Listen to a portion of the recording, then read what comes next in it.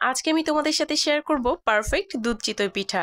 আর এই দুধ চিতই পিঠাটা বানানোর প্রসেসটা কিন্তু খুবই সহজ, সকল টিপস সহ কিন্তু রেসিপিটা শেয়ার করছি। আজকের রেসিপি দেখার পর দুধ চিতই পিঠা বানানো নিয়ে কিন্তু আর কারো মনে কোনো প্রশ্ন থাকবে না। কথা না বাড়িয়ে মেন ভিডিওতে চলে যাচ্ছি। প্রথমেই হচ্ছে গুড়টাকে জাল করে নিব। এখানে আমি পাটালি গুড় একদম ছোট ছোট করে কাট করে নিয়েছি, এতে করে কিন্তু জাল করতে খুব বেশিক্ষণ সময় লাগবে না। সামান্য একটু জল দিয়ে এটাকে জাল করে নিতে হবে, মানে গুড়টা গলে যাওয়ার পর এটাকে আমি চুলা থেকে নামিয়ে নিব।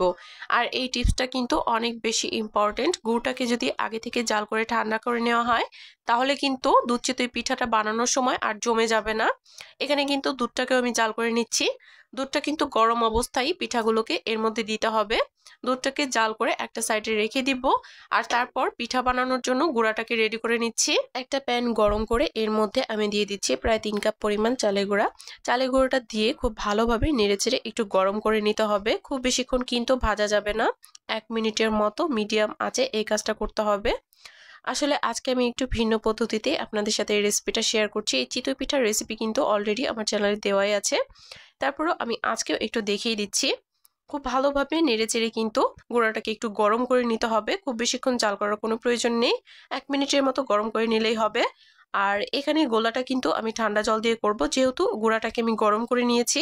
এই চিতই পিঠাটা কিন্তু বিভিন্ন পদ্ধতিতে বানানো যায়, তবে অন্য যে কোনো পদ্ধতি ফলো করেন না কেন 19 থেকে 20 হলে কিন্তু পিঠাটা একদমই ফুলবে না, বা পিঠার ভেতরে কিন্তু গুঁড়াটা শক্ত থেকে যাবে, কাঁচা থেকে যাবে।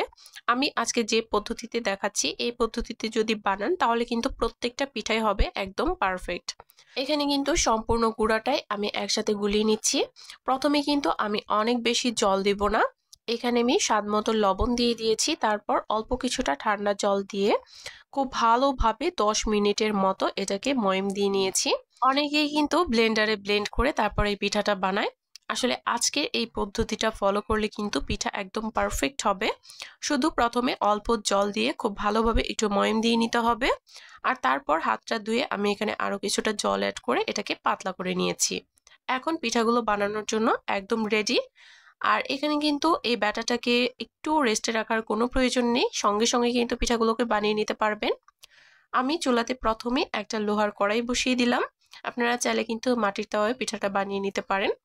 এই লোহার কড়াইতেও কিন্তু পিঠাটা একদম পারফেক্ট হবে। এখানে কিন্তু আমি লবণ দেওয়া জল খুব ভালোভাবে কড়াইতে ছিটিয়ে দিয়েছি, তারপর একটা কাপড় দিয়ে মুছেও নিলাম। আর এই কাজটা কিন্তু করতে হবে কড়াইটা খুব ভালোভাবে যখন গরম হয়ে আসবে সেই পর্যায়ে কিন্তু এখানে লবণ জলটা দিতে হবে। আর তারপর কিন্তু আমি এখানে পিঠার ব্যাটারটাও দিয়ে দিয়েছি। একটা ঢাকনা দিয়ে ঢেকে 1.5 মিনিটের মতো অপেক্ষা করতে হবে। প্রথম পিঠাটা যদি নাও ফুলে পরেরগুলো কিন্তু পারফেক্ট হবে। এটা কিন্তু আমার প্রথম পিঠা ছিল। যাই হোক, এটাও কিন্তু একদম খারাপ হয়নি। আর এই তো পিছনের অংশটাও একটু দেখিয়ে দিচ্ছি। লোহার কড়াইতে পিঠা বানালে কিন্তু অনেকের একদম কালো হয়ে যায়। যদি এই লবণ জলটা ছিটিয়ে দেওয়া হয় তাহলে কিন্তু খুব সহজে উঠেও আসবে আর নিচের অংশটা কালো হয়ে যাবে না। সেম ভাবেই কিন্তু সবগুলো পিঠা আমি বানিয়ে নিচ্ছি। আর পিঠা বানানোর সময় একটা জিনিস লক্ষ্য রাখতে হবে, চুলার আঁচটা যেন বাড়তি থাকে, কড়াইটা যেন সবসময় ধোয়া ওঠানো থাকে। মানে পিঠার ব্যাটারটা যখন দিবেন তখন যেন কড়াইটা একদম ধোয়া ওঠানো থাকে, তাহলেই কিন্তু পিঠাটা পারফেক্ট হবে। কারণ চুলার আঁচের উপর কিন্তু এই চিতই পিঠাটা ডিপেন্ড করে। চুলার আঁচটা যদি কম থাকে তাহলে কিন্তু পিঠা একদমই ফুলবে না। আমি এখানে সবগুলো পিঠাই বানিয়ে নিচ্ছি। আর দুধের পাত্রটা কিন্তু সাথেই রেখেছি, গরম গরম পিঠা গরম গরম দুধের মধ্যে দিয়ে দিতে হবে। আর আগে বলেছি পিঠার ব্যাটারটাকে রেস্টে রাখার যেহেতু কোনো প্রয়োজন নেই, গরম গরম দুধের মধ্যে কিন্তু সঙ্গে সঙ্গে আমি বানিয়ে দিয়ে দিচ্ছি। আর এইভাবে দিলে কিন্তু দুধ চিতই পিঠাটা একদম পারফেক্ট হবে। সবগুলো পিঠাই কিন্তু আমার বানানো হয়ে গিয়েছে। আর এই তো সবগুলো আমি ভিজিয়েও দিয়েছি। আর এই পর্যায়ে সব শেষে আমি গুড়টা অ্যাড করে দিলাম। গুড়টা কিন্তু পুরোপুরি ঠান্ডা হয়ে গিয়েছে। গরম গুড় কিন্তু দুধের মধ্যে দেওয়া যাবে না, তাহলে কিন্তু দুধটা ফেটে যাবে। চাইলে এভাবেও আপনারা পিঠাটা খেতে পারেন, তবে দুধ চিতই পিঠাটা কিন্তু শীতের সকালে খেতে বেশি ভালো লাগে।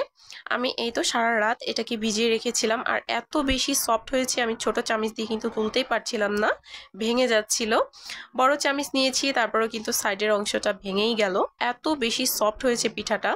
আর প্রত্যেকটা পিঠাই কিন্তু হয়েছে একদম পারফেক্ট, জালি জালি, দেখেই বুঝতে পারছেন। চেষ্টা করেছি সকল টিপস সহ আপনাদের সাথে এই পিঠার রেসিপিটা শেয়ার করার। আশা করছি সবার কাছে ভালো লেগেছে। ভিডিওটি ভালো লাগলে অবশ্যই চ্যানেলটি সাবস্ক্রাইব করে পাশেই থাকবেন। আর আমার চ্যানেলে কিন্তু আর অনেক পিঠার রেসিপি দেওয়া আছে, চাইলে কিন্তু দেখে নিতে পারেন। আর এই পিঠা বানানোটা কিন্তু অনেক বেশি কঠিন কাজ নয়, তবে যারা নতুন রাঁধুনি তাদের কাছে কিন্তু এটা একটা কঠিন কাজ। অনেকে তো অনেক গুঁড়া নষ্ট করে, কোনোভাবেই পিঠাটা পারফেক্ট করতে পারে না। আসলে এই চিতই পিঠা বানানোর সময় কিন্তু সকল টিপস অবশ্যই ফলো করতে হবে। যদি গুঁড়াটা আগে ভেজেও না নেন, যদি গরম জলও নেন, গরম জলের পরিমাণটা যেন ঠিক থাকে, তাহলে কিন্তু পিঠাটা পারফেক্ট হবে। আর আমি আজকে যেভাবে দেখিয়েছি এভাবে বানালে কিন্তু পিঠা নষ্ট হওয়ার কোনো প্রশ্নই ওঠে না। যাই হোক, আমি একটু দেখিয়ে দিচ্ছি, দেখেন কতটা সফট হয়েছে। সবগুলো পিঠা একদম ভেঙে যাচ্ছে ধরার আগে, এত বেশি সফট হয়েছে। আর খেতে কিন্তু অসম্ভব মজার ছিল। আর আমি কিন্তু কয়েকটা চিতই পিঠা এমনিতেও বানিয়ে রেখেছি, সেগুলো কিন্তু আমি গুড় দিয়ে খেয়েছি, আগের ভিডিওতে দেখিয়েছি। যাই হোক, আজকের মতো এই পর্যন্তই। সবাই ভালো থাকবেন।